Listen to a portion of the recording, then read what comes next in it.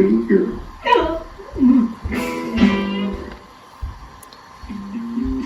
tweeted, anyone else remember when any footlong was $5? Those are the good days. Hit it, Charlie. Tristan, this one's for you.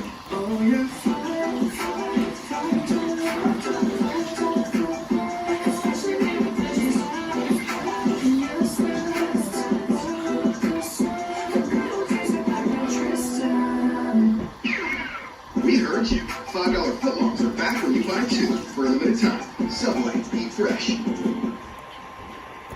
When cravings come on strong, be stronger with Nicorette coated ice milk.